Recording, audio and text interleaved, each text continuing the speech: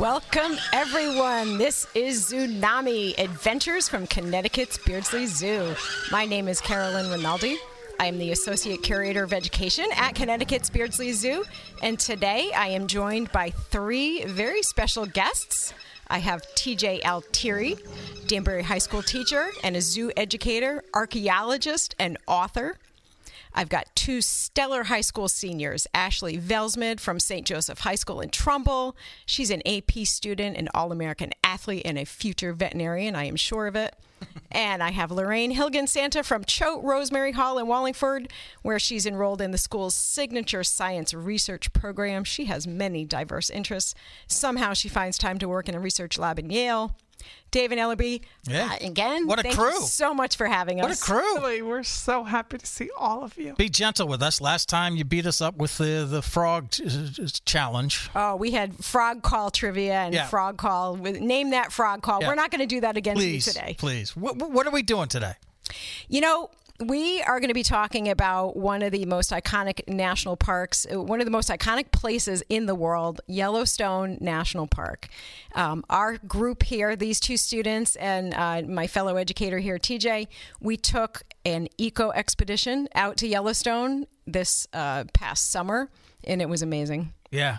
Well, we're going to dive into that. We're going to talk about the animals, the learnings, what you all take from it in terms of your own pursuits, your own motivations, what you can bestow upon patrons when you see them at the zoo. We're going to get into all of that stuff for sure. But first, the wintry season approaches. We're right smack in the middle of that fall season.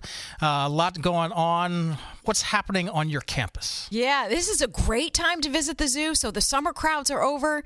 In the winter and the fall, the animals that love the cold, they come out. They're very active. Our leopards love it. Our bears, plural. This is very exciting, Dave. We have a new bear. Her name is Nuna. I'm going to talk about her in a second. But we also have our Glow Wild event, which is the second year that we've had this. And this is back by popular demand. People loved it last year.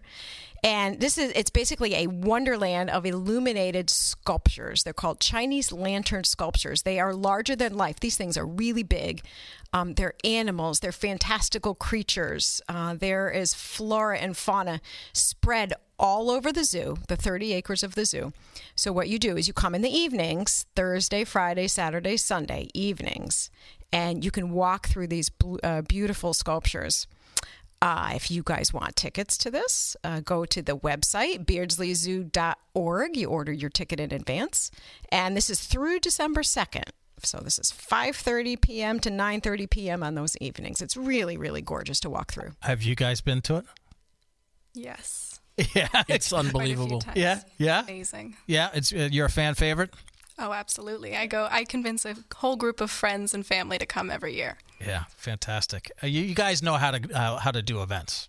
You yes, for sure know how to do events. Thank you. You're talking about the wintry season approaching. So there are some species that are more active during the colder weather and some that prefer to kind of lay low a little bit. Yeah, we have our spring-loving and our summer-loving creatures. The giant anteater is one of those, so you won't see too much of the giant anteaters in this cold season coming up, but what you will see are the Amur leopards, our two Amur leopards, Callisto and Orion. They tend to rev it up and, get very active.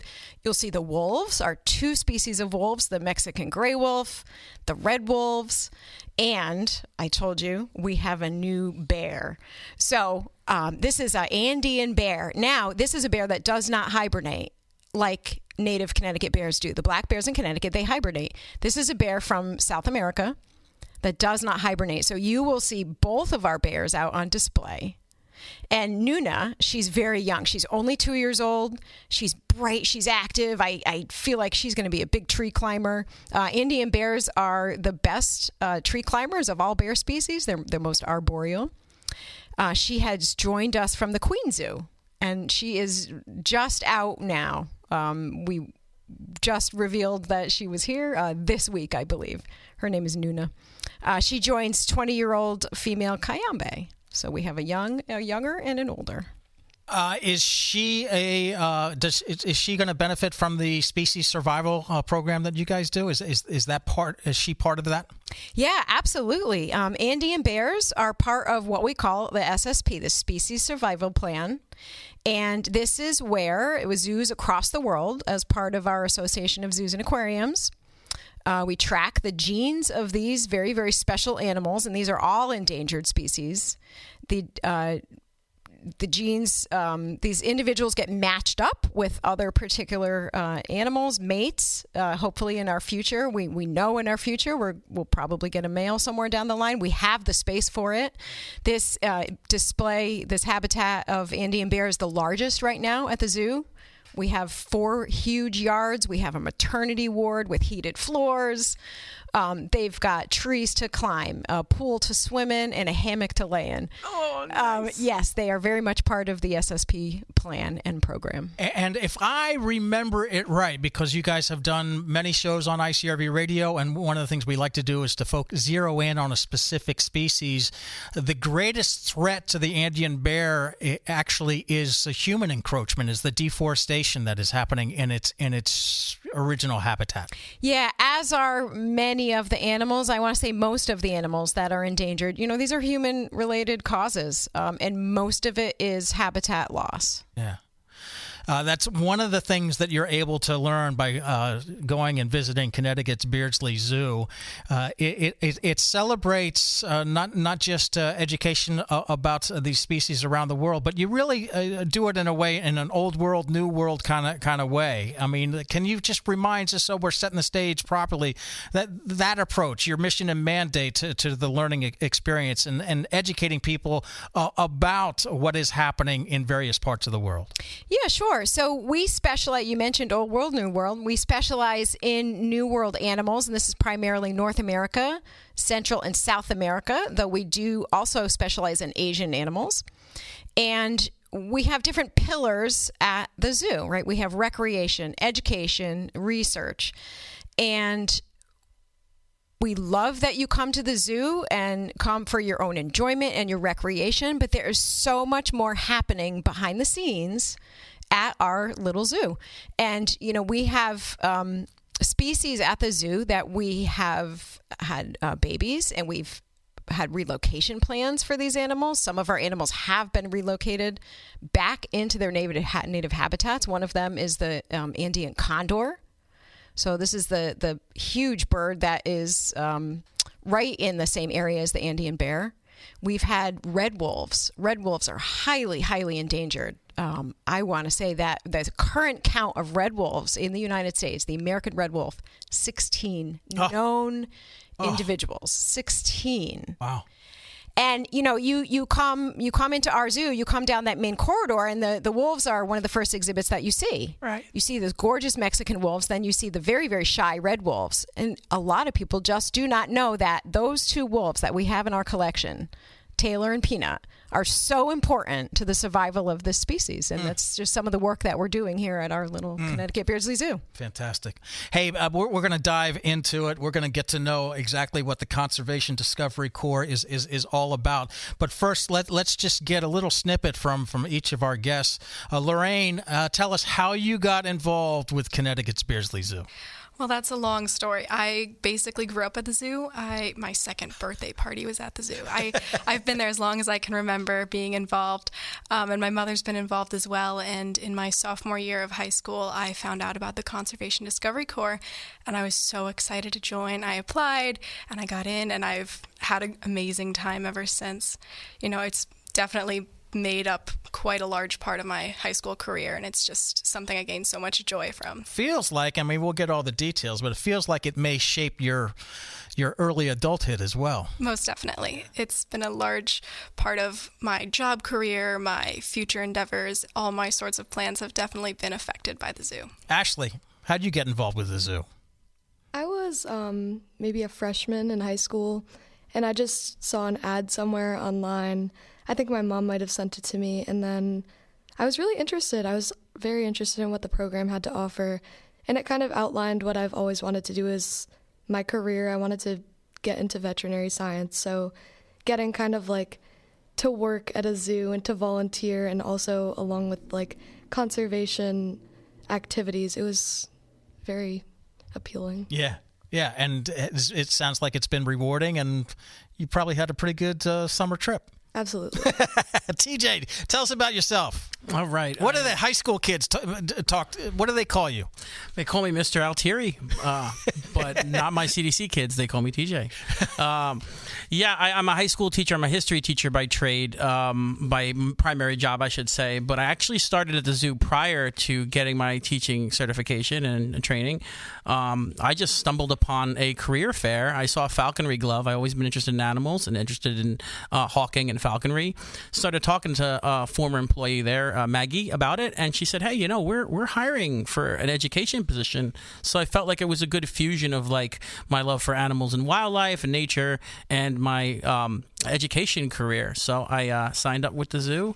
One of the things that keeps me there, it's the longest job I've ever held, and I hope it continues to be because I love it, is the people I work with, both these wonderful volunteers that we have here and staff. It's a great family. I do love the animals, and I don't want to take that for granted, but the people that I work with care so much, and I don't know if it's because they care about animals, that they care about each other so much, but it's a really great environment that of people who care about informing the public about conservation and about taking care of these really, really endangered species. So it's been a great blast for me all these years to be a part of the zoo.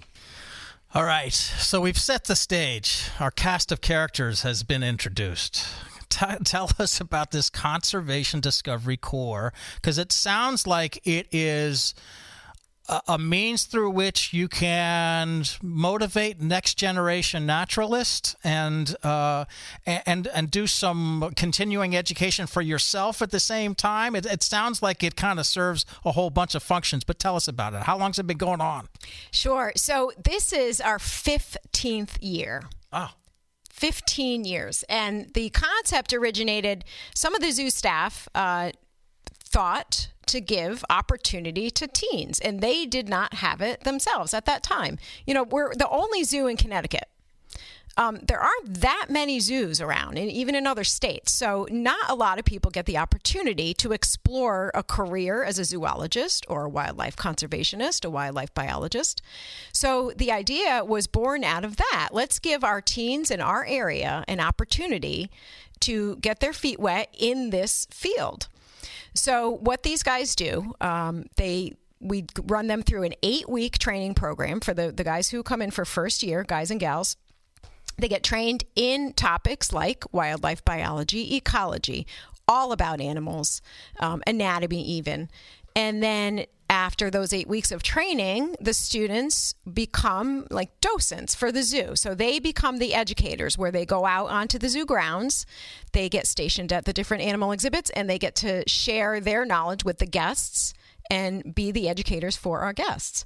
Now, on top of that are the fieldwork opportunities. So I actually want TJ to describe this, because TJ is the mastermind behind and the scheduler and the organizer of these amazing fieldwork opportunities. TJ, what kinds of things over the years, and TJ has done this for a long time with the Conservation Discovery Corps, what kinds of opportunities have you seen with the fieldwork for these guys? It's really awesome to be able to get out into Connecticut and even beyond, obviously, with Yellowstone, as we'll talk about, and even other states here and there, to engage in these conservation initiatives. So we've done a lot. People tend to think it's just simple things like cleaning up a river or a shoreline, which we do, but it's also invasive plant removal. We remove so many invasive species from places in Connecticut, wildlife management areas, shorebird nesting locations, things like that. We do bird banding, goose banding. We work with partnerships with CT Deep and U.S. Fish and Wildlife, other zoos, other facilities, other rehab institutions. And we get out there. We're actually physically doing the work of removing sometimes invasive knotweed, which is an invasive plant that destroys a lot of the natural plants in Connecticut. We've engaged in species surveys. We work with the Sound School in New Haven, and we go out and do trolling and species surveys in Long Island Sound to talk about the health of that ecosystem. It's really an opportunity for our students not only to be humbled by the actual field work and make the connections in the wildlife biology and naturalist realms, but for them to actually feel like they make a difference. I'm sure these two ladies could speak to it, but there's times we go on projects where we look at something in the morning before we remove all the invasive plants or before we restore a trail or a habitat. And then we look at it in the afternoon when we leave, and we made that difference. We've cleared out that plant. We've made a path for migratory birds. We've banded X amount of geese or types of shorebird, horseshoe crab tagging, things like that. It's just actual citizen science in action, which is something that the schools don't always get a chance to do. So this program helps facilitate it, and we're proud of it, and we love doing it. I want to make mention, too, we talk about our mother organization, the Association of Zoos and Aquariums. This is a worldwide thing, and every year they hold a conference, but they also hold contests. And this Conservation Discovery Corps program won a Top Honors Award in 2014 for this program. This is a high-achieving award, AZA award-winning program. We're very proud of it. Well done. And a tough program, too. Like, it stands to be mentioned that these students have to go to school 5 days a week, and then during the 8-week training that Carolyn mentioned, I mean, it's like a 6th day of school for them. So it's a big commitment. It's not a small thing. It's not something you can do as a tourist. You have to really engage in it. So it shows the commitment level of our kids. Yeah, love it. All right, let's roll up our sleeves, man. Let's journey. Let's travel. Take us on the journey out west. Why? There's so much going on, and you have done, as TJ expressed, you have done so much in our region and in our state. Why target taking staff and student all the way to Yellowstone? Why? Exactly. Let's journey to Yellowstone. So, a lot of the flora and fauna. Well, let's talk about some of the big animals. Bison, our national mammal, bears, and particularly the gray wolves, prairie dogs, and many other animals. We have those animals in our zoo collection. So we have these students who are learning about these animals, the conservation of these animals. They're out on our zoo grounds talking about these animals. Why not bring them to see the animals in their native habitat in the United States and give them a really, really close-up and firsthand look at these animals so that they can become better educators. It can, shape their decisions in their life, and who knows what else might come out of this big eco expedition. But that was the basis behind it.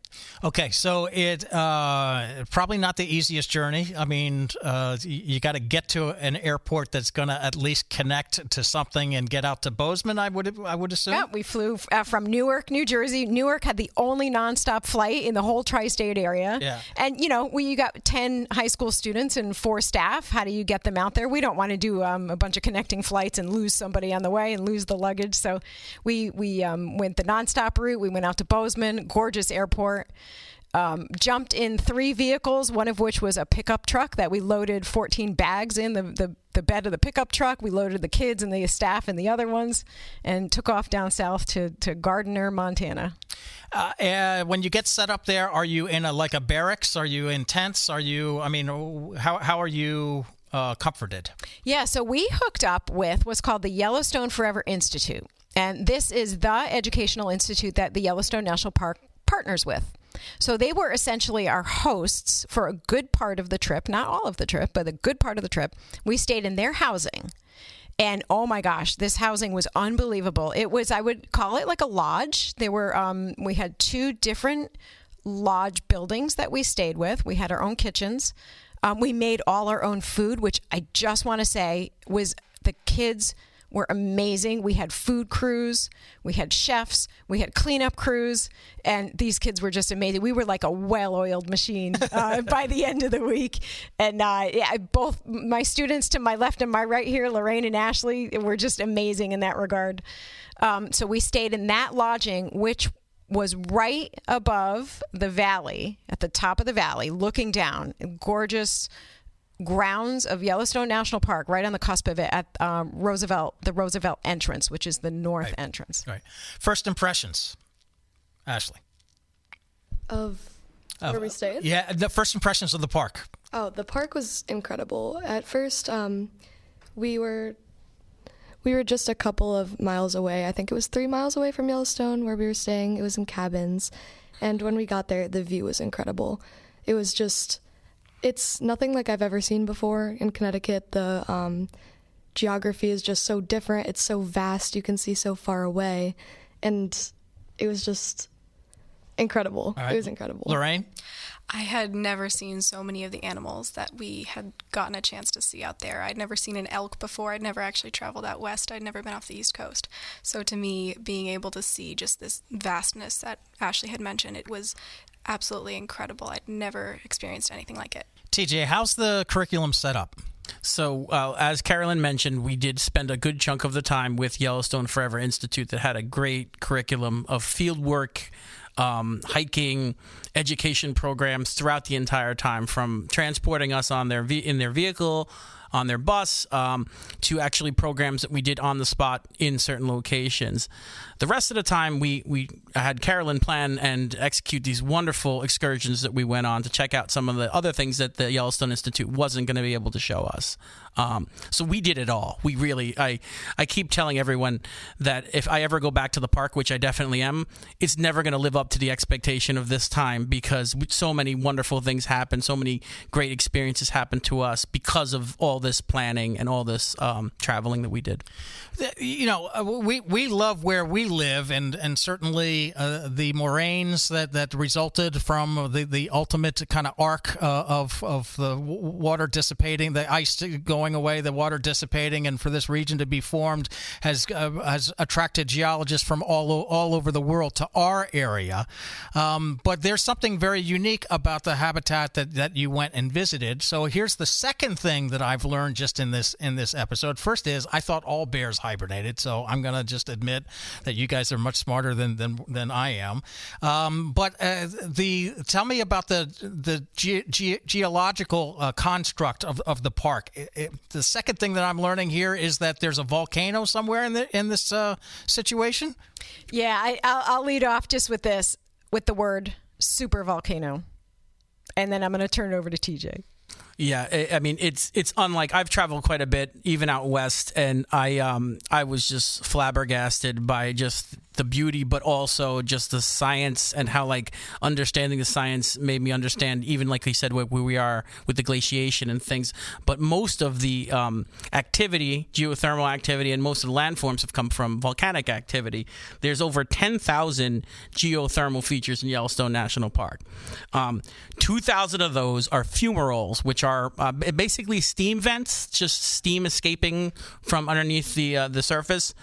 There's 500 plus geysers. Obviously, the most famous is Old Faithful, for being so faithful.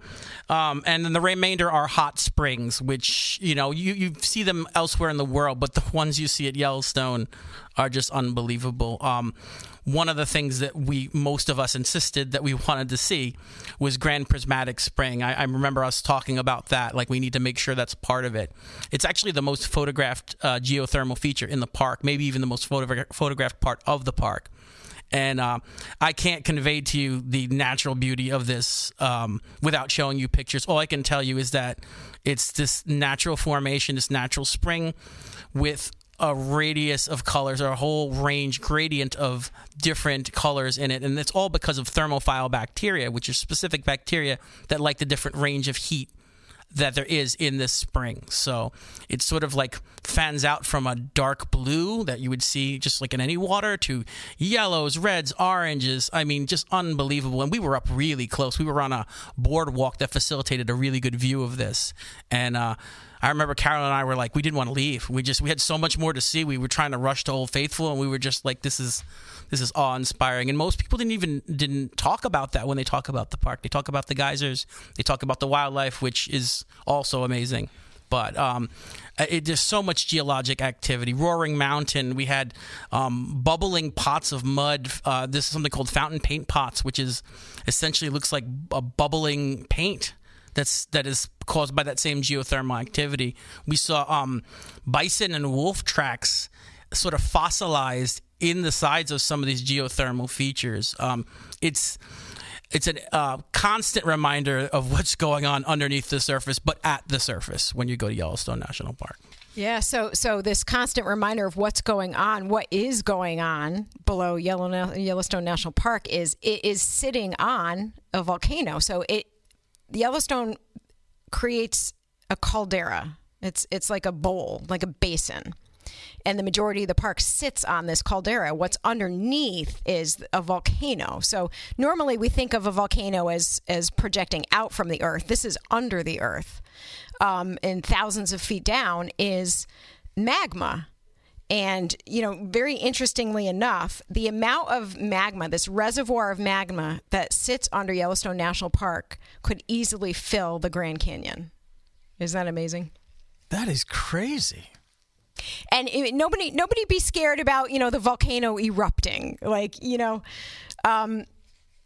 It can happen in other places of the world. Recently, more recently, 1991, right, saw the eruption of Mount Pinatubo in the Philippines.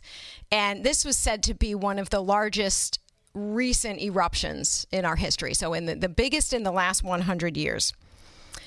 The potential of Yellowstone, and this isn't going to happen anytime soon, but what a supervolcano is 100 times bigger than what happened in the Philippines. But it's not going to happen anytime soon, so don't worry about it. Let's, because we want to kind of tag all the bases. Can we make a little bit of a segue and get into the animal populations that you guys were able to get kind of firsthand experiences with? Can we start with the somewhat controversial relationship that Yellowstone has with the wolf? Oh yeah, absolutely. And Yellowstone, the valleys there are called the Serengeti of the United States, the Serengeti of North America. So if you want to go see animals, wild animals in large numbers, you go to Yellowstone. It was really unbelievable. But let's talk about wolves. So yes, very controversial. Wolves were extirpated from Yellowstone National Park about 100 years ago. And I'm actually going to segue over to Lorraine on this. Lorraine knows quite a bit about the history of wolves. And why is this controversial? But let's kind of set the stage for that, Lorraine. So these wolves were removed from the park about 100 years ago due to the fact that there's a generalized fear of wolves because they had been killing livestock because of kind of the movement into the park and into their natural area. So over this course of time, the rangers in the area kind of ended up making this group of wolves go extinct. And eventually, it took a very long time for scientists to realize that they were actually very beneficial to the area of Yellowstone. They're actually a keystone species in the area, meaning that they would affect all of the animals around them. They would affect all of the vegetation, et cetera, et cetera. So what happened later on, much more recently, is in 1995, there was a reintroduction of the wolves, which scientists studied in depth to try to understand how this could help the environment of Yellowstone itself. And they came to find out that the reintroduction of the gray wolves ended up leading to the rebalance of the deer and elk populations, which had been booming when the wolves were gone, which led to the vegetation which they had been eating. It's very much a trickle-down system, but the vegetation that they had been eating coming kind of back into growth because it had been overeaten, essentially, which led to the much smaller animals benefiting from this, from songbirds to beavers, eagles, foxes, badgers even. So you have all these small animals that lived off this vegetation that was getting over and eaten from the elk and the deer, and then that was rebalanced out when the wolves came back. So I'm going to turn it back to Carolyn, let her fill in. Excellent synopsis. Add to that resume of hers, a little radio hosting. Well done. Nice segue. Thank you. Yeah, so, wolves was a primary reason we went out to Yellowstone National Park.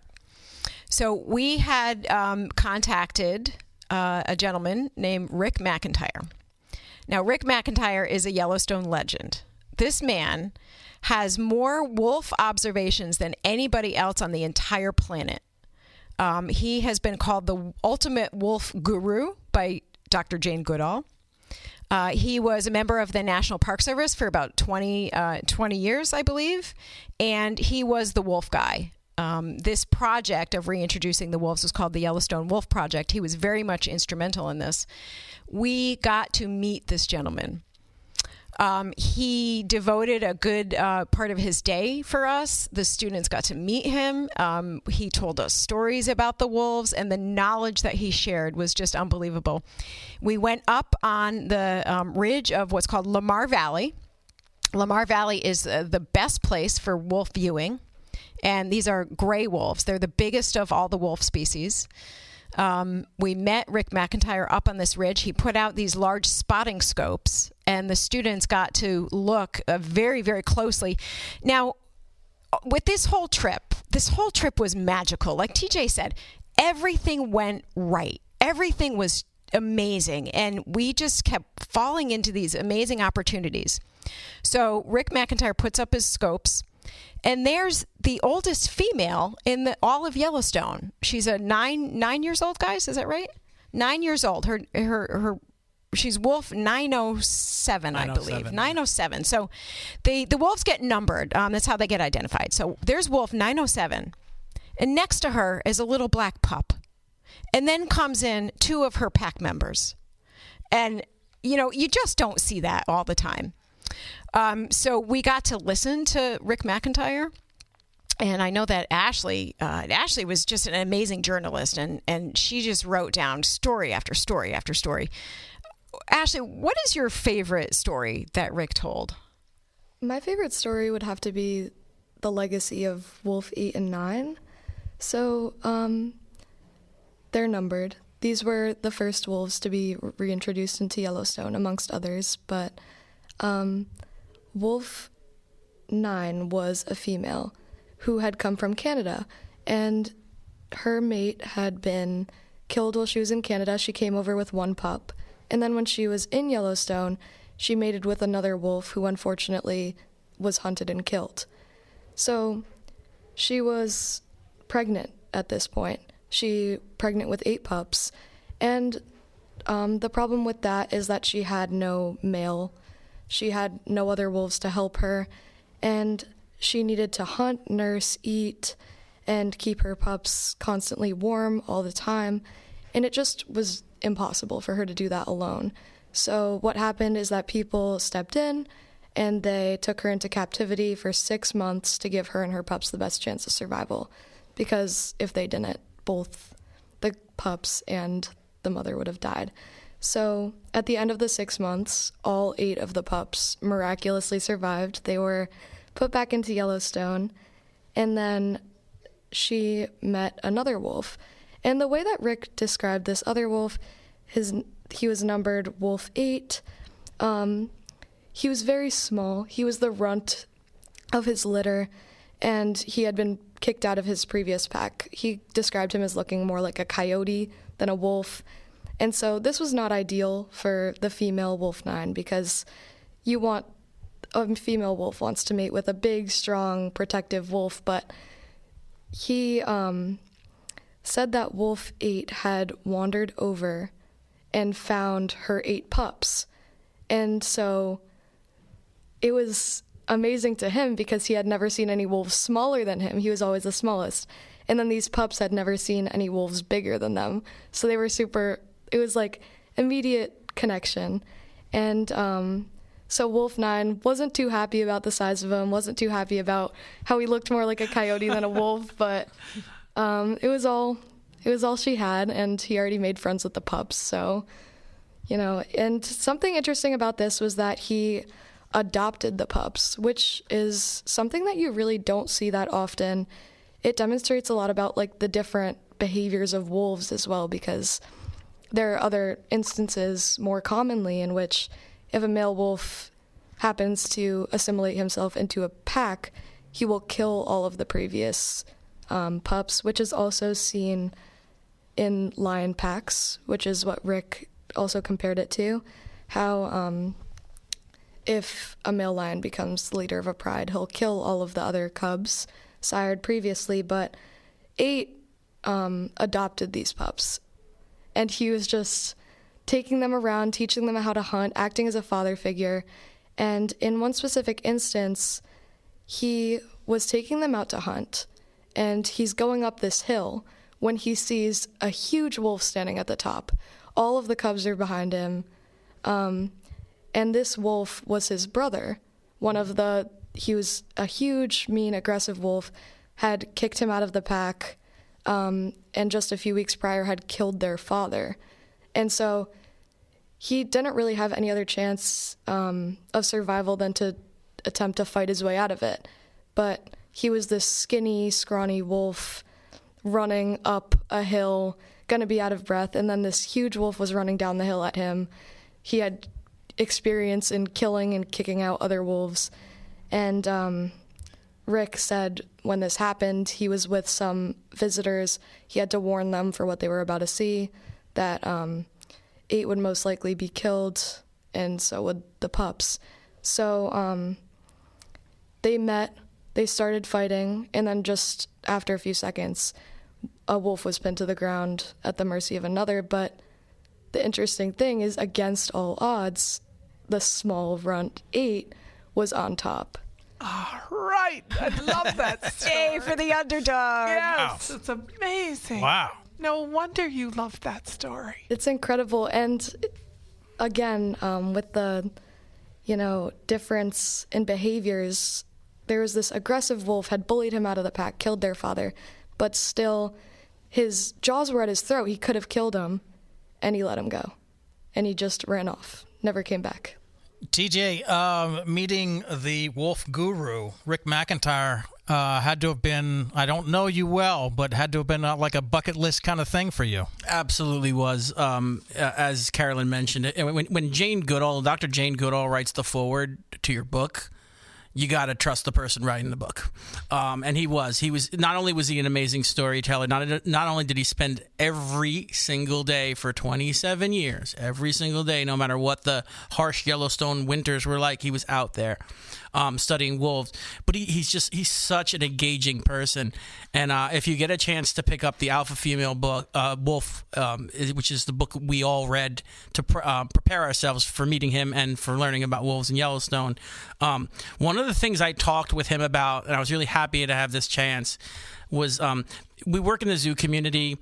There's a danger sometimes to anthropomorphizing animals by giving them human traits, and it makes people not understand that animals oftentimes have different needs than humans do.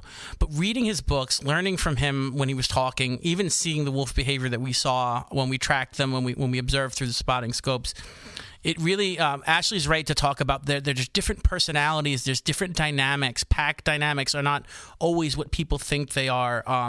Expectations can be shattered sometimes when you look at the whole species, especially in a reintroduction project like what's going on in Yellowstone. So it's really great to see how many similarities there were between the social structures and even just the personalities of people and wolves that I would not have believed had I not seen it, had I not read and spoken with Rick. He really not only does he know his stuff, but he understands how to communicate to people about another species, almost like they were out there in the field with him the whole time.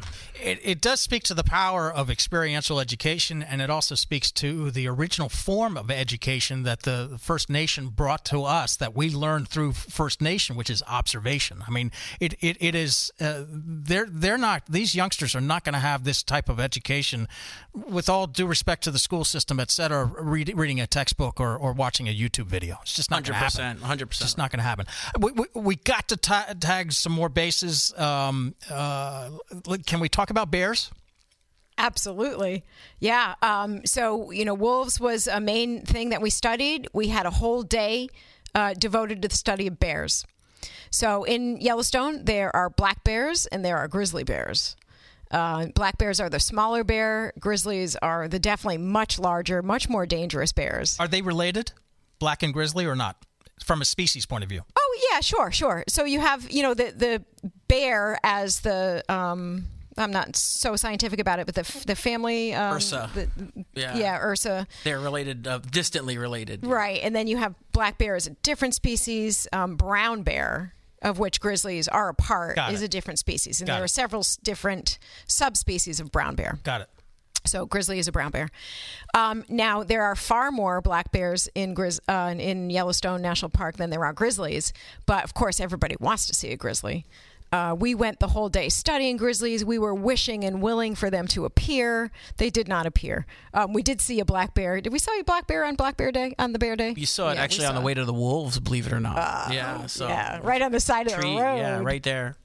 However, grizzlies were still on the top of the list. So the following morning, after we did our study of bears, we were headed out very early in the morning, about 7:15 on the road.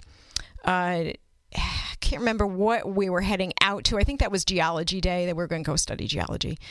And we had encountered, there was a deer, a mother deer, and a fawn that had crossed the road. And the fawn sort of dashed across, but we had to stop our van, and an oncoming car stopped as well. So we let the fawn cross.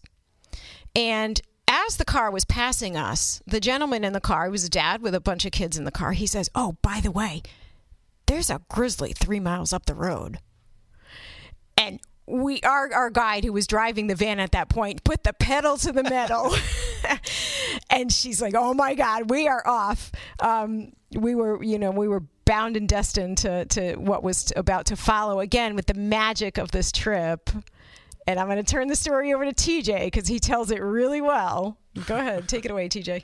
It's just, she's not wrong when she says it was magical. And I'm a skeptic, so for me to say that, it's big.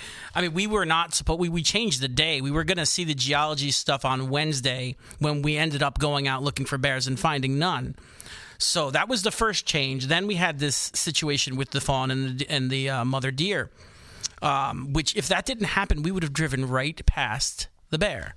So the guy says, like Carolyn mentioned, that there's a grizzly up there 3 miles on the right. We estimated the specific viewing location. We saw only a few other vehicles and people there. It wasn't a big ordeal. We park, we get really quiet. And then 15 to 20 feet away from our vehicle comes the obsidian sow, which is the mother that has 3 cubs. Grizzly bear mom that has 3 cubs that walked, all 3 cubs and the mom, right past our vehicle. It was something that, I mean, there's 2 million cars that go through Yellowstone a year. There's millions more people who visit the park. If they see a grizzly, if they see a bear, it's usually from far away. We were 15 to 20. If we were out of the vehicle, it would have been unsafe, actually. But we were quiet. We got some amazing video and pictures of it, and we couldn't stop talking about it the rest of the trip, right? We went to see Old Faithful and all these other things, and we couldn't shut up about the bear because it was, it was so calm. It was like a magical experience. There's no other way to kind of describe it. To see a mom up that close is one thing, but then to see 3, in fact, Amanda knew exactly what bear it was because she's the only bear with 3 cubs in the park. So she was able to tell us the name was the obsidian sow. And I think we looked at her last known location too, which was not close to where we were. It was actually closer to Lamar Valley at the time. And I think I went on looking at other people's accounts when we got back, and I found out she was in Hayden Valley. Like, so she's moving, and like we were in the right place at the right time, and by accident, and it worked out. I mean, it was unbelievable to have that close encounter safely. Are there misperceptions about the bear? One of which is they're a lot faster than people think they are. Yeah. That's what the movies always get wrong. Is that you're going to get run down pretty quick. They're very, very fast animals. I mean, you would know it because she was so docile and she was so acclimated to just like taking care of her young and just walking past and whatnot. One of the things I think that I feel like we all sort of learned was that they eat a lot more vegetation and they're a lot more herbivorous than you think. Everyone thinks they're just like man-eaters and killers, and they do sometimes kleptoparasitically steal prey from other animals like wolves or other predators, mountain lions, things like that. But they do spend a good chunk of their diet eating grasses, flowers, and vegetation. Now, are you learning this because of the scat that you saw when you were out in the field, or just in the classroom? A little bit of both, but some of it was from the wolf biologist and from our educator, Amanda, who told us that was one of the biggest misconceptions. Yeah. Lorraine, was your heart racing when? Oh my God, it was an incredible experience. Me and Carolyn, I believe, were in the front of the van and we were just staring. We were gawking. There was no other way to describe this experience. You watched the mother walk past the van and these 3 little tiny cubs just kind of, one of them even stood up on their hind legs and like looked at us like, wow, look at this group just in awe. But the three of them like just walked past us very calmly, very quietly. They were playing with the brush. It was an incredible experience. You know, even our guide, like TJ said, Amanda Evans, she's Yellowstone Forever Institute. She was fabulous. When she pulled up, she opened the doors very slightly, enough that she can put her big zoom camera there. And then she said to everybody, "Don't say a word." And she squatted down, and I could see her shaking with excitement. And 10 teenage students and 4 staff, we barely breathed. But on the inside, it was like this unexpressed jubilation. We're like, oh my God, oh my God, oh my God, there it is right there. And these kids did so great. We were so silent. And that bear just lumbered right by us. It was amazing. Ashley, maybe you are working on writing an essay that's the backstory of this mother and what her boyfriend must have been like, or how they got separated, or something. Or you? Actually, yeah, I do know a little bit about her background. So in the previous 2 years, she had also had 3 cubs, but it was a little more grim of an outcome than she's been having this year. So her first year, only one of them had survived. And then in the second year, she had another 3 cubs, 2 of which survived, and then 2 of them survived until adulthood. And then one of them came back just to be in the area while their mother was being courted by a huge grizzly bear. He perceived him as a threat and attacked him, but you know, you don't always win. It's the you wild. don't always win. It's nature, but she's having good luck this year, so it's good. That is wild. Okay, we've got some props for anybody who's looking at some of our posts and stuff like that. What are we looking at here? So I'm going to pick up the grizzly bear skull here. So that is huge. Yeah, this is pretty massive, and I'm holding it with both my hands outstretched, and it's a little difficult to hold here. But these teeth are pretty massive. I want to say a good those canines I can see by 1 inch. Protruding, and then the rest of the teeth, these lower canines, they're about 1 inch tall too. This is a very massive skull, and you can see here, this is called the sagittal crest, and this bone is here because of it hooks on those really, really powerful jaw muscles that allow this bear to take down things like elk and bison. Wow. Huge animals. Wow. Also unseen here, but right behind me, is the pelt of a grizzly that we brought. It was confiscated by the U.S. Fish and Wildlife Service, given to the Beardsley Zoo to use as an educational tool. Oh, cool. It's right in that container right behind me, and Dave and LRB got to see that right before we did this show. The nails on that bear pelt, I want to say, are a good 5 inches long, probably. That pelt was really, really heavy. This is a massive, massive animal. Amazing. Some other encounters. What's a bison jam? Who wants to take that one? We all can. TJ? We experienced a few of these, and we were warned about them on the way to the park, that you need to plan extra time for your travels, because not only is the park vast and huge, but there are these bison jams.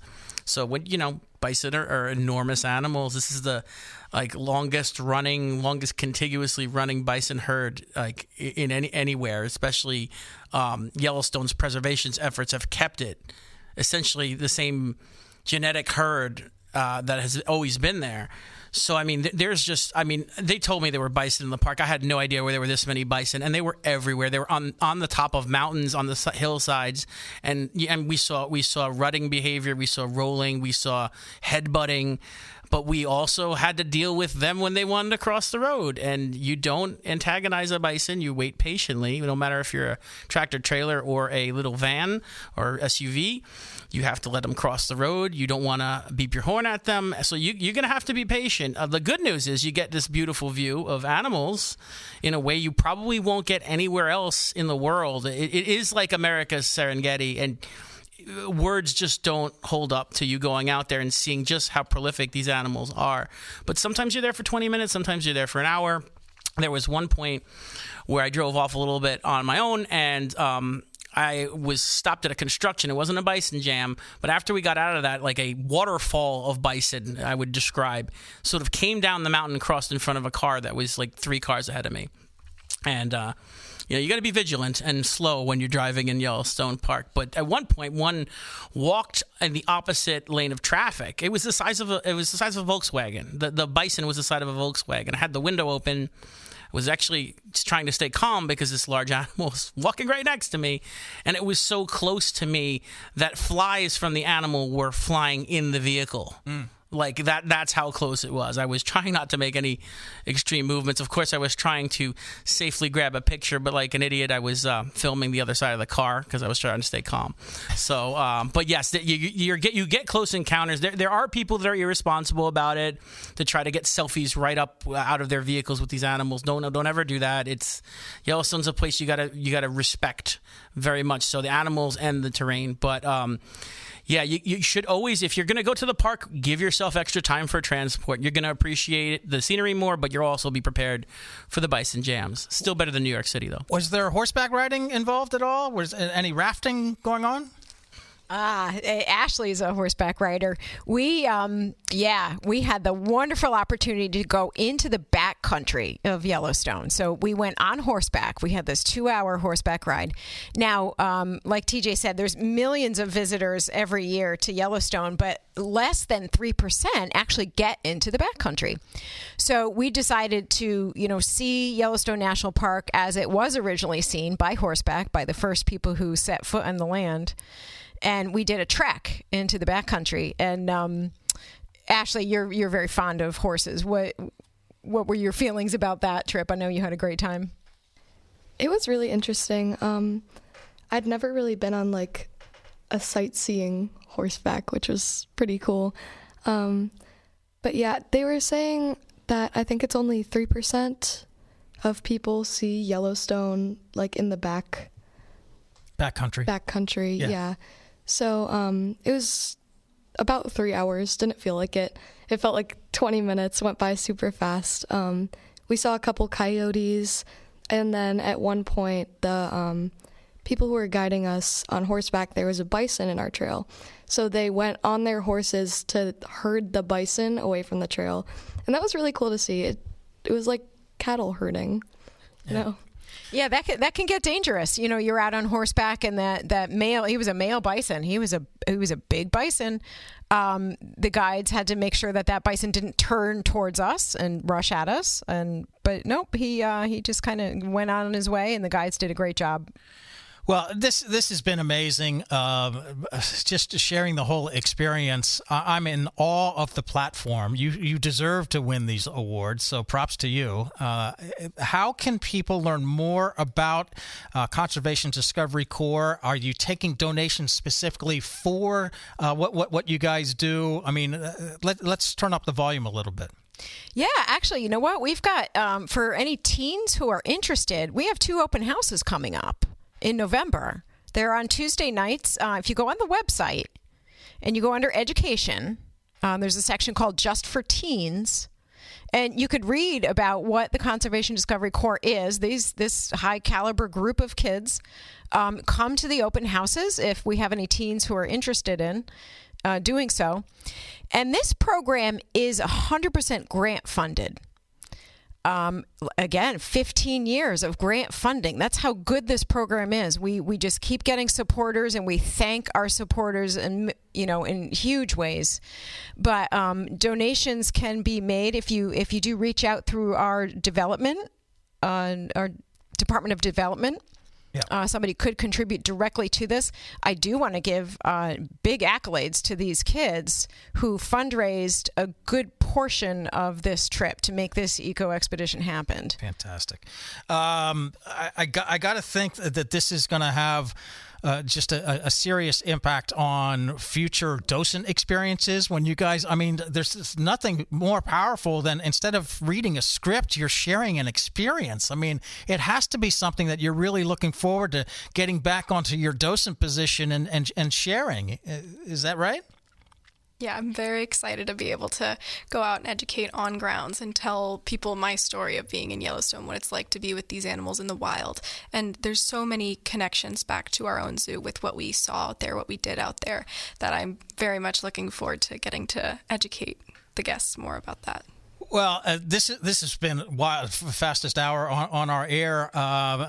We encourage everybody to go to beardsleyzoo.org. Do I have that right? Yeah, Beardsley, www.com, beardsleyzoo.org, and you'll find all the information there, and including about the Conservation Discovery Get all that Corps. stuff. And remind our listeners one more time about the upcoming Glow stuff, the events happening. Glow Wild. Yeah, come on out for Glow Wild. It's in the evenings, Thursday, Friday, Saturday, Sunday evenings, 5:30 to 9:30 p.m. It runs through December 2nd, so don't miss it. This is in our second year, backed by popular demand. Very, very popular. We'll quickly go around the round table. Best moment out in Yellowstone. TJ, start it. Oh, goodness. At least I get to go first. I have to say the wolf tracking was probably, even though the bear experience was amazing with the grizzly bear, being able to use the wolf experts and using telemetry to track the wolves, that was just something I've wanted to do in my whole life. So totally. Lorraine. I would say either the hot springs or just how much you could see in the sky at night. We saw at one point in the night 28 shooting stars in one singular hour. Wow, how cool is that? We'll jump over to Ashley. Best moment. We went on a walk around our cabin, and it was not a part of Yellowstone, so we were able to see all of these features and even take some stuff home. Like we saw multiple bones from different types of animals. We saw some pelts. We saw footprints. It was really cool being in that valley and just getting to like walk around and kind of see what it's like and get to experience that.